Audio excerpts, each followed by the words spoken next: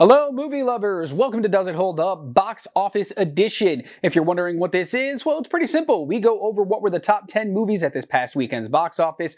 We compare the year 2024 to the year 2025.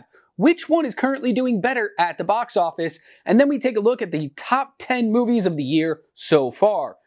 That's it for the show this week. There's not going to be anything special at the end. I haven't been feeling well, so I haven't really had the time or the want or the drive to deep dive into anything, but I do have another video coming later this week doing a Mount Rushmore of sorts. It's a new series I might start here, just doing Mount Rushmores for particular genres or categories or anything, something to do with movies. But that's a video for another time. Let's dive right into the top 10 movies at this past weekend's box office. Number 1, Novocaine, the new Jack Quaid movie, which is getting relatively good reviews. It took in $8.8 million. That's its grand total here domestically so far. In second place is Black Bag, which I've heard is phenomenal. I can't wait to check this one out. It took in $7.6 million. That's its total so far. Mickey 17 is in third place in its second week. It had about a 60% drop, which is not a good sign for this movie. Makes me a little worried that it's not going to even reach its potential. It took in about $7.5 million. Its grand total right now domestically alone is $33.2 million. Mickey 17 overseas plus domestic sits somewhere around $90 million. But unfortunately, the budget for it was about $118 million, so it's not even reached its budget yet as its total gross, let alone its net profit. So this might be a big swing and a miss for Bong Joon-ho and all the studios who gave him money for this one, but they took a chance. And I know they might lose money, but I hope other studios take chances like this. Give directors the funding they need, but also directors, don't go over budget. Don't spend $1 billion when you don't have to spend $1 billion.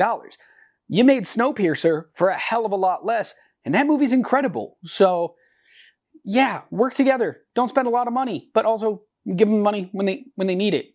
It's going to work out for everybody, hopefully. Back to the list. In fourth place is Captain America: Brave New World in its fifth week with another $5.7 million. This movie just keeps climbing. It's made $185.6 million overall. That's probably because there's just nothing competing. There's nothing out there that's blowing this movie out and just saying, we're done seeing it. In fifth place, new to the list, is The Day the Earth Blew Up, a Looney Tunes movie. It made $3.1 million. That's its total so far. Kinda curious about this one, but we'll see. In sixth place is another new movie to the list. It's The Last Supper, the story of Christ and his Last Supper. $2.77 million. These movies always do really well in their first and sometimes second week, but they drop out pretty quickly. In seventh place is Paddington in Peru in its fifth week with another $2.6 million. Its total right now is $41.2 million. It's creeping up on the other two movies, so we'll see where that eventually lands in the trilogy of Paddington. In eighth place is Dogman in its seventh week with another $2.5 million. Its total right now is $92.8 million. Does it have enough to get to that $100 million? I don't think so, but we will find out. In ninth place in its fourth week is The Monkey, still hanging on with about $2.48 million. Its grand total domestically is $35.2 million. And in 10th place is Last Breath in its third week with another $2.3 million. Grand total right now for that movie is just $18.5 million.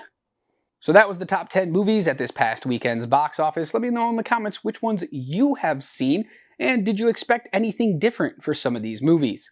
Next, we're going to take a look at a 24 versus 25 weekend-to-weekend comparison.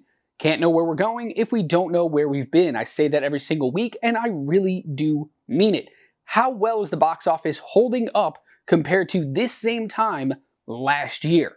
So let's go ahead and dive right into this line chart. It's the 11th weekend of the year, and last year Kung Fu Panda in its second weekend was still the #1 movie, leading all movies to a grand total of $87.7 million. This past weekend, obviously we saw Novocaine is the #1 movie, with all movies only making $51.5 million. So the last 3 weeks have been drastically down compared to that same time frame just 1 year ago. Now, 2025 is still leading the way. That line is above last year more often than it's below, but you can see those last 3 weeks are drastically below. They're not even really coming close. 2025 so far has 7 weekends in which they were topping 2024, but 2024 has 4. Those last 3, though, definite killer. It's going to be very interesting to see how the rest of this year plays out, but big movies need to come, like right now. I know we're about to go into the summer movie season. We're a little over a month away from that, but what does April have in store that can compete with what was happening this same time last year? I don't think anything. What? Snow White? Really? Anybody super excited to see that movie? I mean, it's probably going to make a ton of money. Like, let's be fair. It's a Disney live action remake. They usually all make money, whether it's the first weekend or, as we saw with Mufasa, opened low, but then made a ton of money as time went on. So it's going to be very interesting to see what happens going forward. But 2025 needs to step its game up right now. And the final chart we're going to look at today is the top 10 movies of the year so far. Not much changed on this, one little flip at the end, and let's take a look. 1 through 8 is exactly the same. Captain America, Brave New World in first place with 185 million. Mufasa the Lion King in second place with 124.3 million. It's insane to think that that movie came out last December, and it's still the number 2 movie of 2025. Dogman is in third place with that 93 million. Sonic the Hedgehog 3 in fourth with 84 million. Moana 2 in fifth with 56 million. One of Them Days in sixth with 49 million. Nosferatu in seventh with 47 million. Complete Unknown, eighth with 46.2 million. Here's the change. Paddington in Peru jumps up to the 9th spot with 41.2 million, and Wicked drops down to 10th with just 40.2 million. Crazy to look at this chart and realize that out of all the movies on here, only 4 of them have come out in 2025. The rest of the movies, the other 6 movies, are all hangovers from 2024. That's why I said 2025, you really got to step your game up in the coming weeks, because this is just starting to get embarrassing. Yes, you were beating 2024 early on in the year, but the beginning of 2024 was kind of crap. So yeah, we'll see how that goes. Let me know in the comments below anything you thought about with this episode. What'd you think of the top 10 movies of the past weekend? Did you see any of them? Did you like them? How does 2024 compare to 2025? Do you think 2025 really has a chance to come out on top?